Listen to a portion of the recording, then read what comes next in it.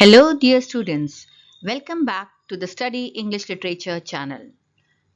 Today, we are going to discuss about the famous sonnet written by William Shakespeare, Let Me Not to the Marriage of True Minds. Let Me Not to the Marriage of True Minds was written by Shakespeare, and this is one of the most important poems which he has addressed to his young friend and patron. In all, we know that Shakespeare has written 154 sonnets. Let Me Not to the Marriage of True Minds is a sonnet which was published in the Shakespeare's collection of sonnets. Shakespeare का collection of sonnets publish हुआ था 1609 में and इसमें हम जानते हैं कि 154 sonnets जो कि शेक्सपियर ने लिखी थी उसमें इकट्ठी एक साथ पब्लिश हुई थी और ये जो हम पढ़ने वाले हैं sonnet Let Me Not to the Marriage of True Minds is sonnet number 116 और ये कलेक्शन ऑफ सॉनेट थॉमस थोप नाम के एक व्यक्ति ने पब्लिश किया था और एक्चुअली इसे शेक्सपियर ने कभी भी ऑथराइज नहीं किया था कि इसे पब्लिश किया जाए पर चूंकि ये इतनी अच्छी पोइम्स थी कि somebody had to take a step to publish these sonnets.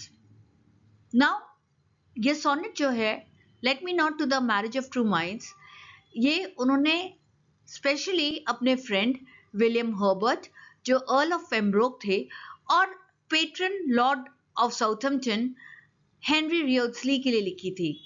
ये दोनों ही शख्स शेक्सपियर के बहुत ही करीब थे. It is a statement about nature of true love कि सच्चा प्यार क्या होता है.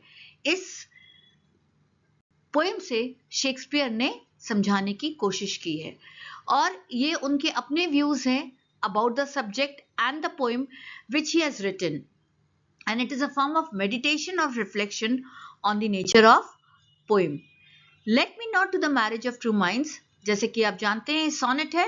It is written in 14 lines और शेक्सपियर इसमें आर्ग्यू करते हैं कि सच्चा प्यार जो होता है वो अनचेंजिंग होता है और वो अनअफेक्टेड बाय टाइम होता है. कोई भी सर्कमस्टांसेस आए, कोई भी ऑब्स्टिकल्स आए, कोई भी परेशानी आए, सच्चा प्यार कभी डगमगाता नहीं है. और इसी के साथ जो पोएट हैं विलियम शेक्सपियर बिगिन करते हैं और एडमिट करते हैं कि जो झूठा प्यार होता है वो सच्चा प्यार से कैसे अलग होता है और उसका सच्चे प्यार का कोई भी वेरिएबल नहीं होता. अब आते हैं हम इस पोएम पे let me not to the marriage of true minds.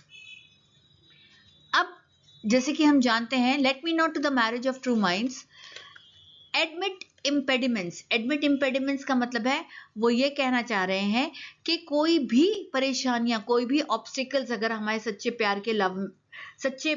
प्यार के रास्ते में आए तो हम उस बाधा को प्यार करते हैं. Love is not love which alters when it alteration finds.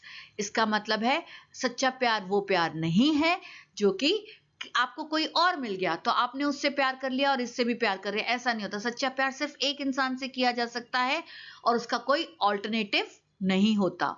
और bends with the remover to remove. कोई अगर सच्चे प्यार के रास्ते में आ जाए और आपको झुकाना चाहे तो सच्चा प्यार जो है वो झुकता नहीं है.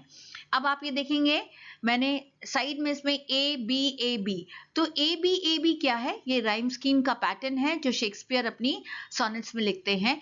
तो माइंड्स और फाइंड्स ये लास्ट की जो लाइंस हैं ये मिलती हैं तो यहाँ A और A आता है. Love and remove OVE and OVE.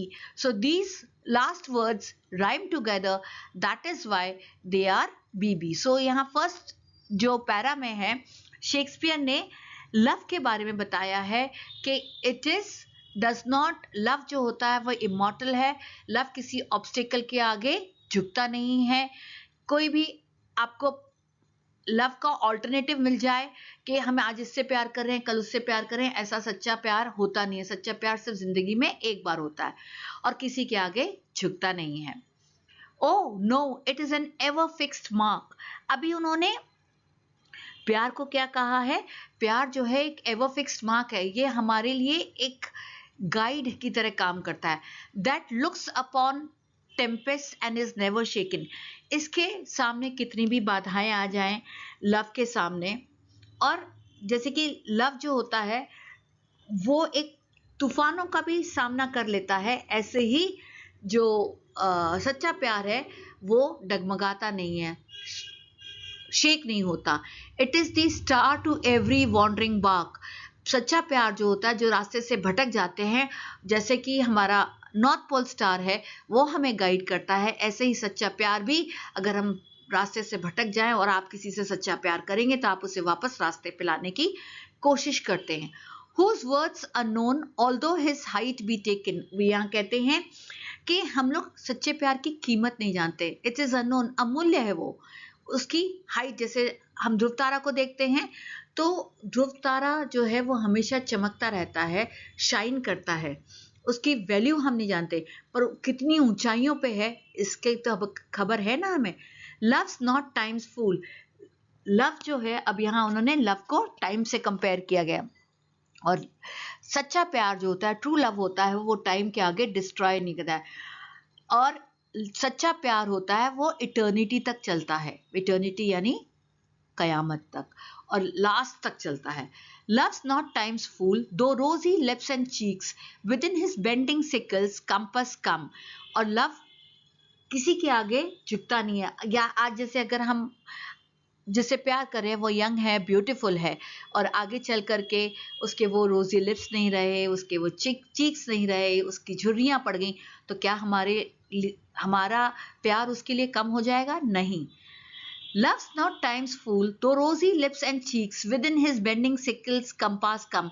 बोले प्यार वही रहता है, पर टाइम के साथ प्यार और गहरा हो जाता है। टाइम इसको काटने की कोशिश करे तभी भी सच्चा प्यार जो है वो वक्त के साथ बढ़ता है, कम नहीं होता।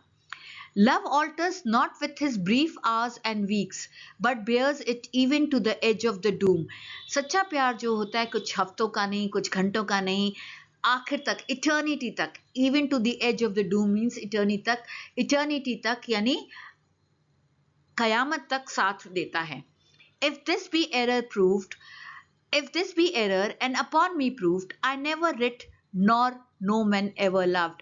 ये लास्ट की जो दो कापलेट्स हैं शेक्सपियर की, जी, ये हमें ये बताती हैं कि शेक्सपियर ये कहना चाहते हैं कि अगर किसी ने उनको झुटला दिया, इफ दिस बी एरर, अगर ये गलत है और किसी ने मुझे प्रूव कर दिया है, मैं कभी इसके आगे लिखूंगा नहीं, और मैं दावे से कह सकता हूं कि सच्चा प्यार किसी ने नहीं किया होगा। अब इसी चीज को हम इंग्लिश में जब देखते हैं, the poet goes on to argue that love is not love if it changes when circumstances change और it fades over time. Love जो है, जो सच्चा लव है, वो चेंज नहीं होता। सर्कमस्टांस कितने भी ऑब्स्टिकल्स, कितने भी इम्पेडिमेंट्स आ जाएं आपके रास्ते में, लव चेंज नहीं होता, और वो टाइम के साथ फेड भी नहीं होता। मैंने कहा ना, टाइम के साथ प्यार जो है और गहरा होता है, फेड नहीं होता। True love, he claims, is constant and endures even when faced with difficulties। सच्चा प्यार है हमेशा कांस्टेंट रहता है, और कितनी भी परेशानियां आ जाएं लाइफ में, कितनी भी डिफिकल्टीज आ जाएं, आप जिसको प्यार करते हैं उसके लिए आप या तो अपनी जान न्यौछावर कर देते हैं या उसको हमेशा हेल्प करते हैं।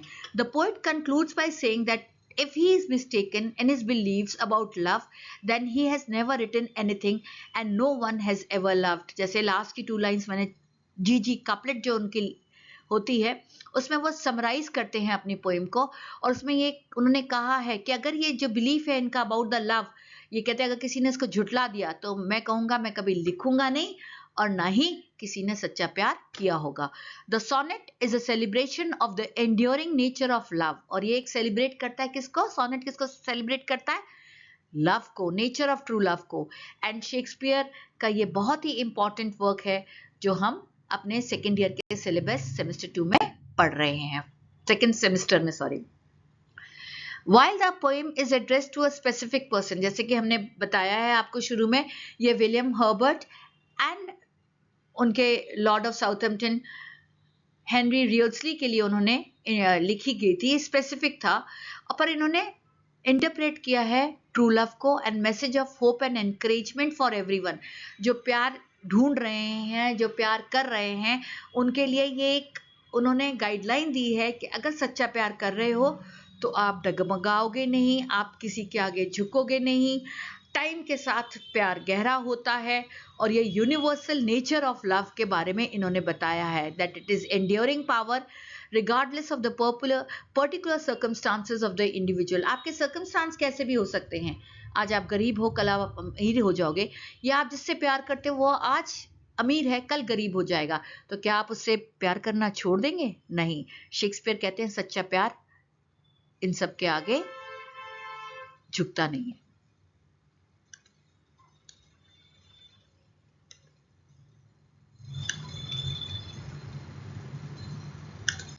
Now we come to the multiple choice questions on Let Me Not to the Marriage of True Minds. Let Me Not to the Marriage of True Minds is written by William Shakespeare.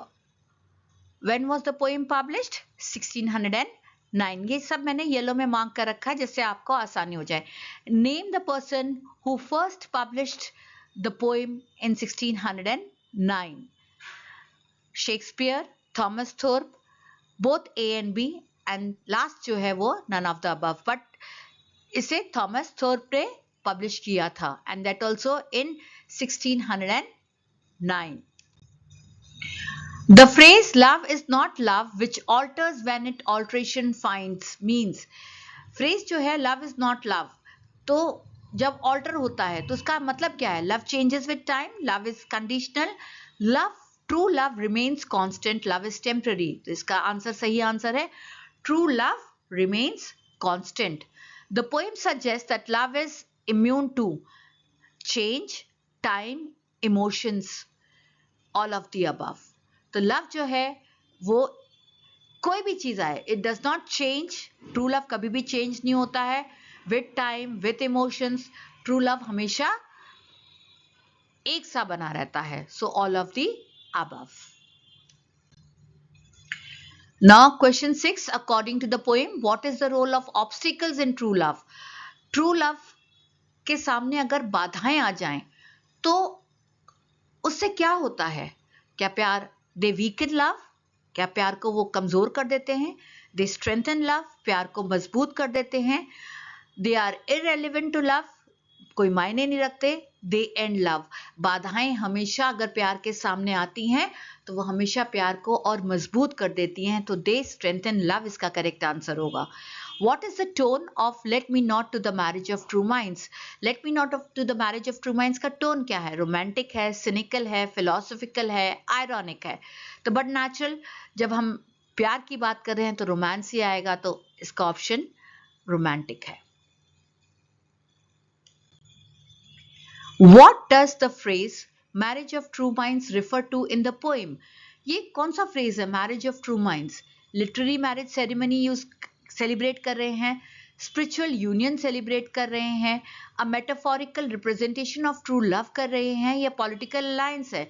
ये metaphor true love के लिए, a metaphorical representation of true love, कि true love को उन्होंने metaphor की तरह use किया है, उसको मेटाफर की तरह समझाया है हमें। Question 9, according to the poem, what does love not do? Love क्या नहीं करता? Love क्या चेंज कर देता है हमें? Love क्या फेड अवे हो जाता है? Love क्या फॉल्टर करता है? नहीं, Love ना चेंज होता है, ना फेड अवे होता है, ना फॉल्टर होता है, ऑल ऑफ द अबव। सच्चा प्यार ये कुछ भी नहीं करता। What is the tempest referred to in line 5? Actual storms, emotional storm, conflicts in a relationship और none of the above। जो टेम्पेस्ट वर्ड यूज किया या स्टॉर्म का है, इसका मतलब है हमारे अंदर की अंदरूनी टर्मोइल, अंदर की अंदरूनी आपकी परेशानियां, या आपका जो अंदरूनी इमोशनल जो आपकी टर्मोइल्स हैं उसको रिप्रेजेंट कर रहा है true love. In line 6, what is the star that is not shaken? कौन सा स्टार है जो शेक नहीं होता, हमेशा दृढ़ रहता है? The north star, shooting star, guiding star, a metaphorical star. हम जानते हैं कि यहाँ स्टार को जो उन्होंने संबोधित किया है एवर फिक्स्ड मार्क की तरह, वो है हमारा नॉर्थ स्टार यानी ध्रुव तारा।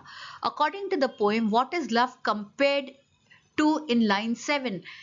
आप लोग अगर आगे पोएम देखेंगे तो उसमें लव को एन एवर फिक्स्ड मार्क की तरह कंपेयर किया गया है। ये भी एक मेटाफर है। What is the edge of doom in line 9? Edge of the doom का मतलब है कयामत तक, डेथ तक। तो एट द, इसके ऑप्शंस जो हैं, the end of the world, death, the end of relationship, none of the above. तो इसका ऑप्शन है death. Edge of the doom is in line 9 is death. What is the rhyme scheme of the poem Let Me Not to the Marriage of True Minds? A B C D C D E F E F G G या A B A B A B B A A B B A A B B A C D E C D E A B B A A B B A C D C D। तो correct option है, जैसे मैंने वहां उस poem पे भी लिखा है, A B C D C D E F G G। According to the poet, what is ever fixed mark? Ever fixed mark क्या है? हमने जैसे बताया था, नॉर्थ पोल स्टार है। Thanks for watching. Please like, share and subscribe to my channel. And for more information and details, you can visit my blog studyenglishllit.com.